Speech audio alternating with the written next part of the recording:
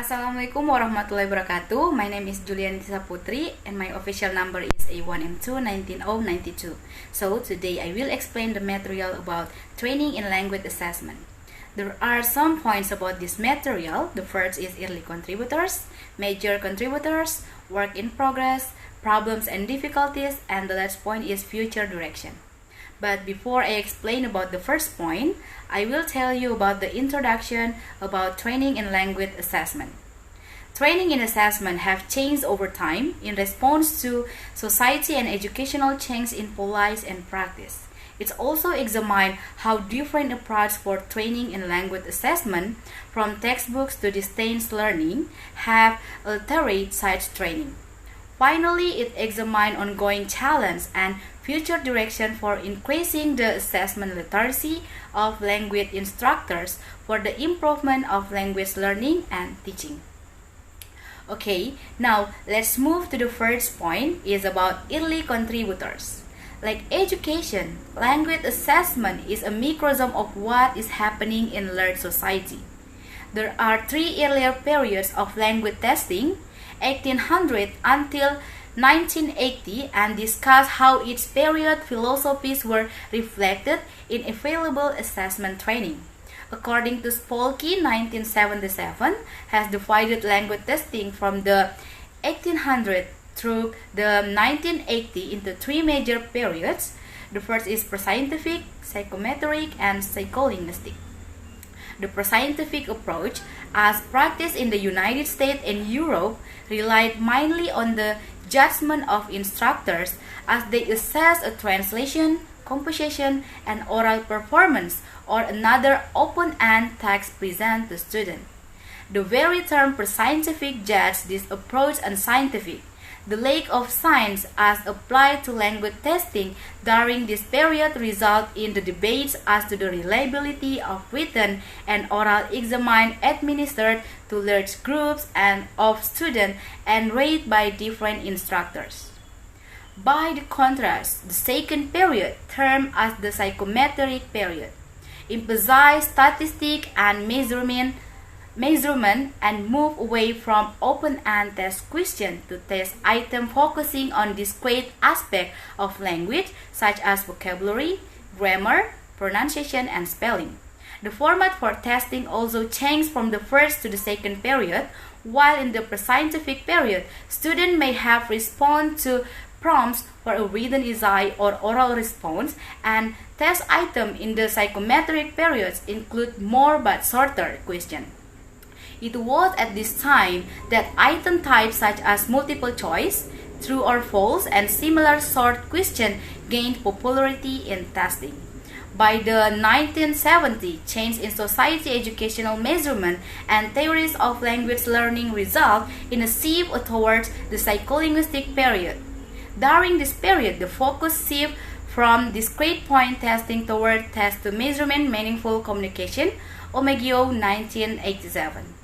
And in this point, the issue point is current tense.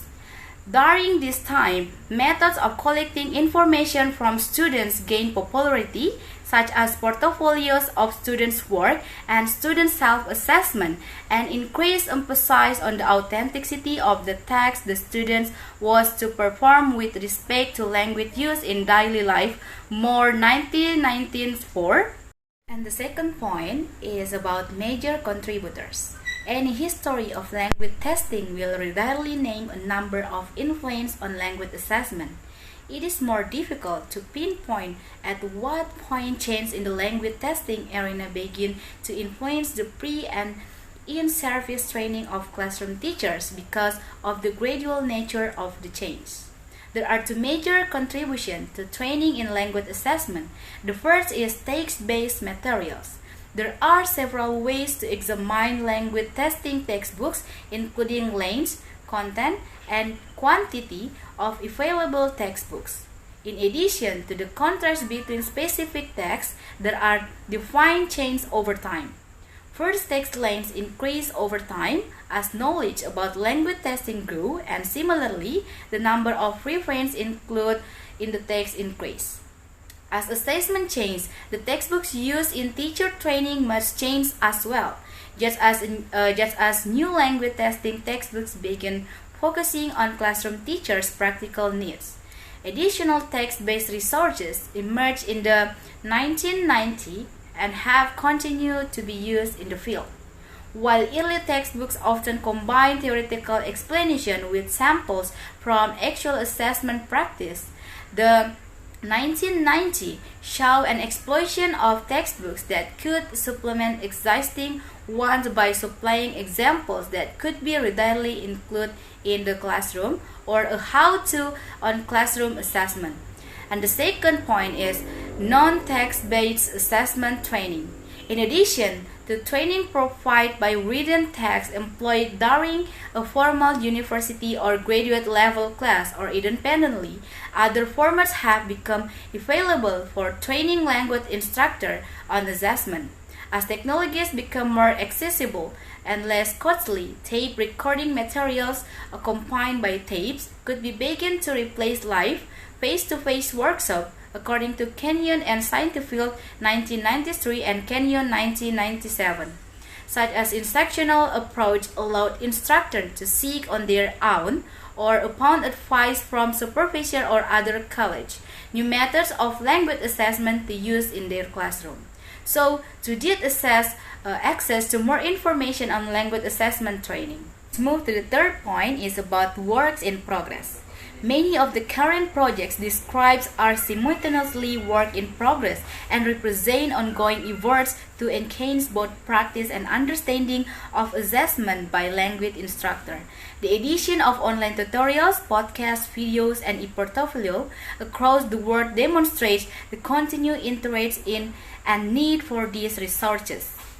As the field progresses, it is likely that still more online resources will become available. A likely issue to arise is how to evaluate the efficiency of the different resources to ensure that users not only use high-quality resources that reflect best practice, but also that the resources they access are appropriate for their own needs. And the fourth point is problem and difficulties. Although the landscape for including more stakeholders in the language assessment process and educating the stakeholders about language assessment is hopeful, it is nonetheless an ongoing and daunting task. The amount of resources available in the print and online continues to grow, and a language instructor inexperienced in language assessment might not understand how to select from among the many resources in the world. In 2008, the major challenge identified was determining who is and who should be training in language assessment, how and to what extent such individuals are trained, and what is expected outcomes of such training should be. To some degree, raising the issue of training in language assessment is as important as any information contained therein. However, one major gap that remains is how to best educate students about language assessment. The fact remains that students of language also need to understand why and how they are being assessed and how the result of their assessment will be used. The last point about in this material is future direction. For continued progress to take place, it will be important to continue and expand work that explore both stakeholder perception of language assessment, the extent to which this perception of accurate, and how to mediate this exception to help improve assessment literacy. As stakeholder language assessment literacy grows, it will become crucial for stakeholders to use this information to hold themselves and the developers of the test they use accountable for the ways the tests are used and decisions made on the basis of these tests. Finally, language learners themselves and their family must be included in this work. Learners and their family benefit most and leads from language assessment. Thus, they must fully understand the test they take and the implication the result have have for them. I think enough my explanation today. Wassalamualaikum warahmatullahi wabarakatuh.